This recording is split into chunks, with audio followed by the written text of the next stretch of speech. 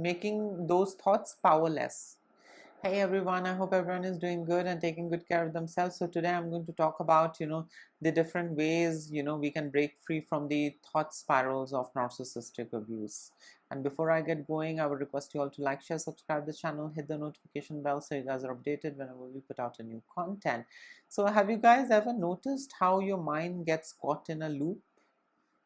One thought leads to another, and then anxiety piles up on top of fear, which piles on top of shame, and before you know it, you are stuck in a spiral. You are spiraling. Your brain, feels like it's running on autopilot, out of control. You try to reason with yourself, calm down, be rational, be positive, but instead of relief, you feel more trapped, you feel more drowned, more powerless.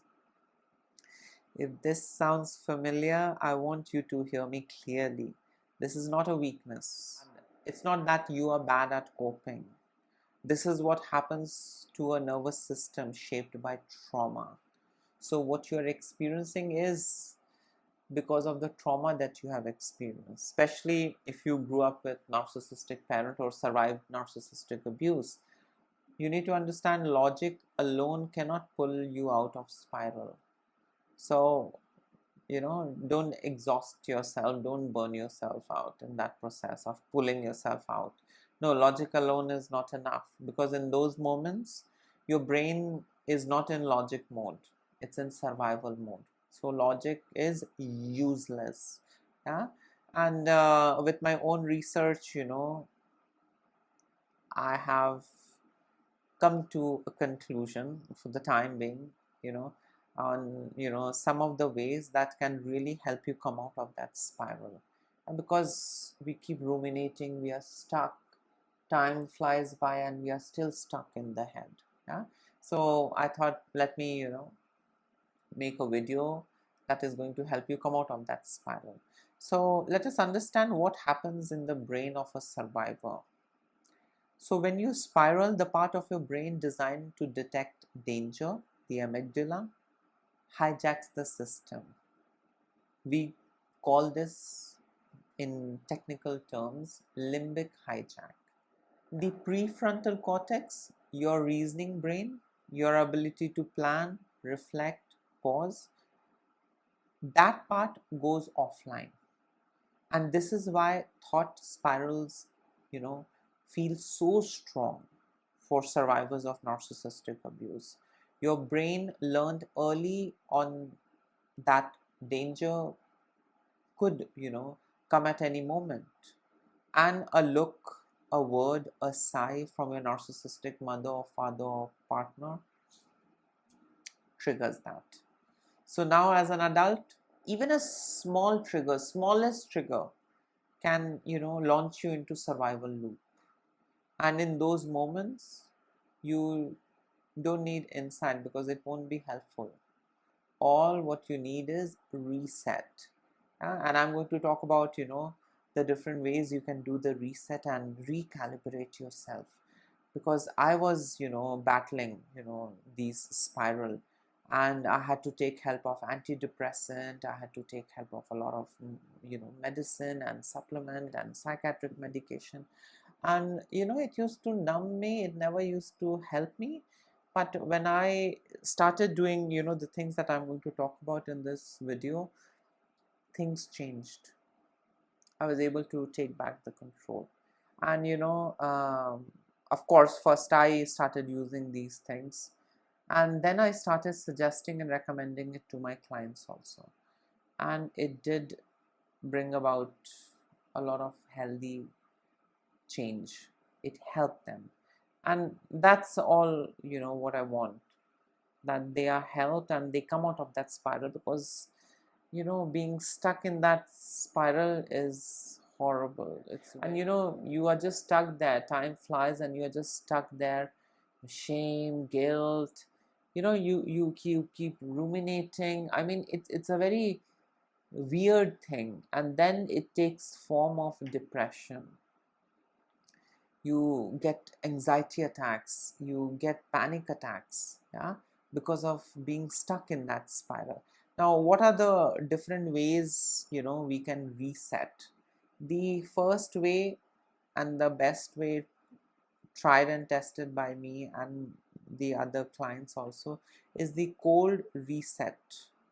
Yeah, and that helps reclaiming, your body from panic.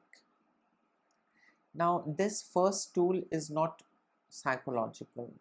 I mean, the name says it also. It's not psychological, it's physical. So when your body feels hijacked, like racing heart, shallow breath, heat rising in your chest, one of the fastest ways to interrupt that spiral is through cold exposure. Hold an ice cube, you know, here at the back of your neck, or splash cold water on your face. Or if it's cold outside, step outside, wear, less clothes and step outside and breathe in the crisp air for some time. Yeah? And what happens then is that the body activates, what's called the mammalian, dive reflex.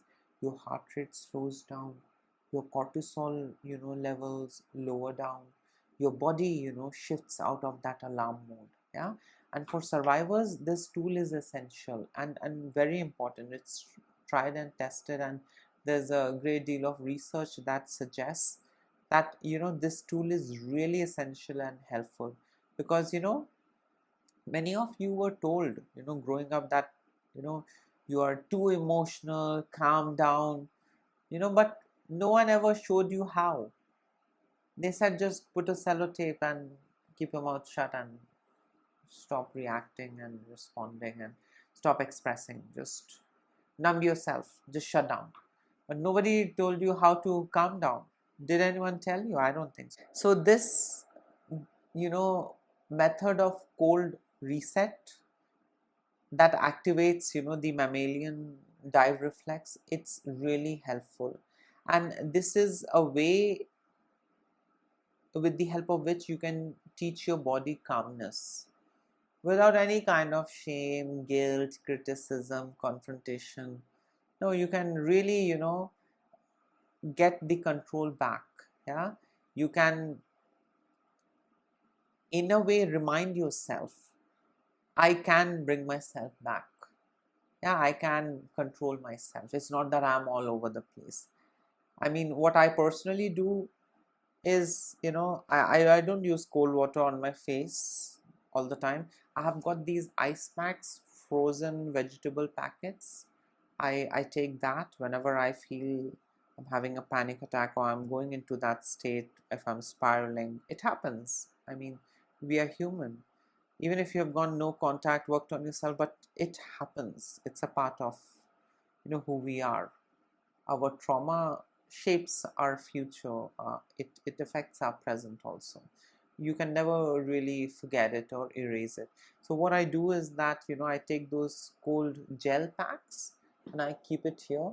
I keep it at the back, on the nape of my neck. I keep it on my cheeks, and I keep it on my eyes. Yeah, and I wrap this in 5 minutes, and that's it. I am back in the present and everything is fine. Yeah, it's like a reset and I'm all fine and ready to conquer the world. So I mean, this is quite an effective method. Yeah, sometimes you don't need talk therapy. You need these kind of things that can actually bring you out of that state. Yeah? The other way how you can come out of that spiral is with the help of cognitive diffusion. Yeah, it's like untangling from toxic thoughts. Yeah, so this second tool comes from acceptance and commitment therapy. It's called cognitive diffusion. When you spiral, your mind fuses with the thought, I'm worthless, everyone will abandon me, I'll never get it right. And when you've been raised by narcissistic parents, those thoughts aren't random. They are echoes of the voice you grew up hearing. Yeah. So this practice of cognitive diffusion is simple. Instead of saying I am a failure, you say I am having the thought that I am a failure. Instead of nobody loves me, say I'm having the thought that nobody loves me. People are going to abandon me. Instead of saying that, say to yourself, I'm having a thought that people might abandon me. Yeah, and this tiny little shift, this small shift gives you distance. The thought is no longer the absolute truth, it shifts. I'm having the thought that nobody loves me. I'm having the thought that people might abandon me. I'm having the thought rather than people will abandon me. I'm having the thought. So you are making those thoughts powerless. It becomes an event in your mind, not your identity.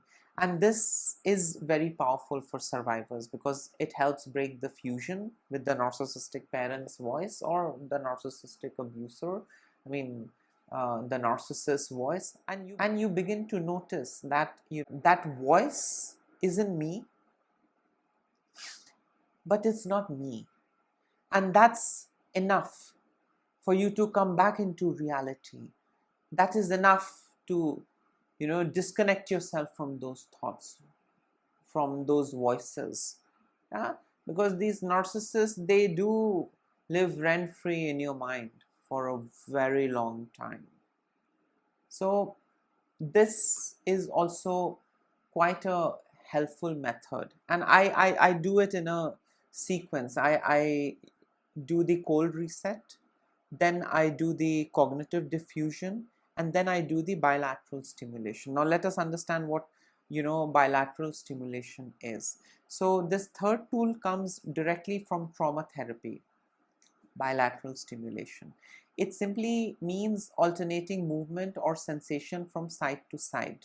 Yeah, like tapping your knees, crossing your arms into butterfly hug, and tapping your shoulder, even marching slowly in place.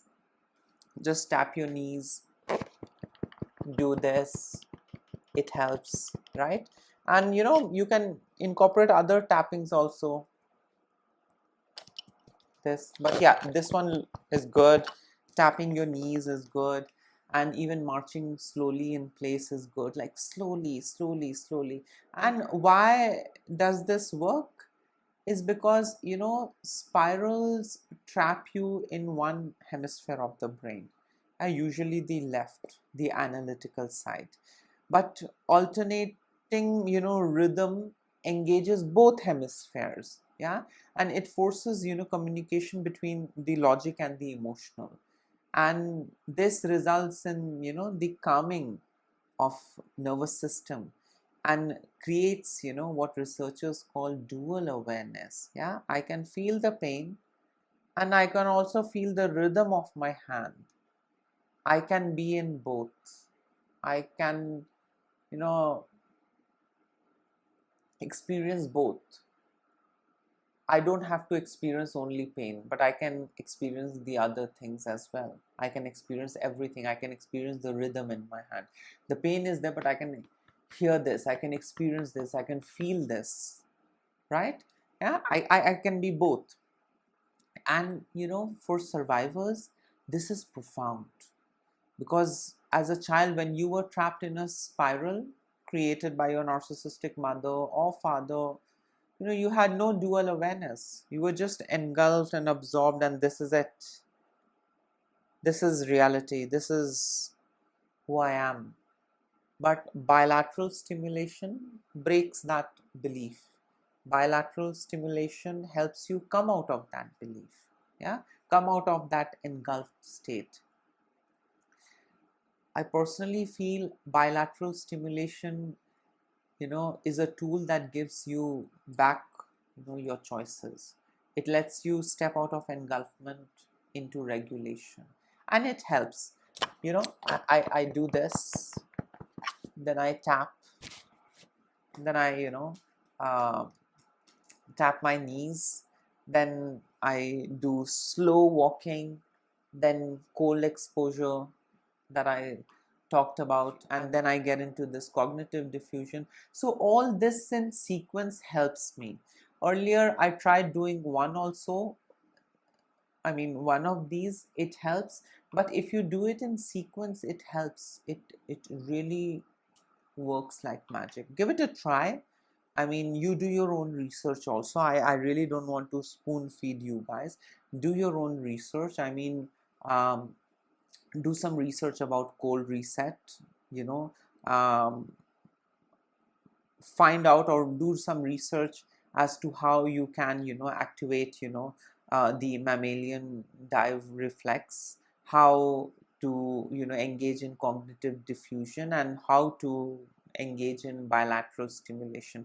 Do your own research. This video is enough. Of course, this is to educate you guys so that you know the different ways, but do your own research also and try incorporating all of it. I incorporate, all of this, at one go and throughout the day also. So if I'm spiraling for quite some time, then early in the morning I start with cold exposure, then I do late in the afternoon a little bit of cognitive diffusion.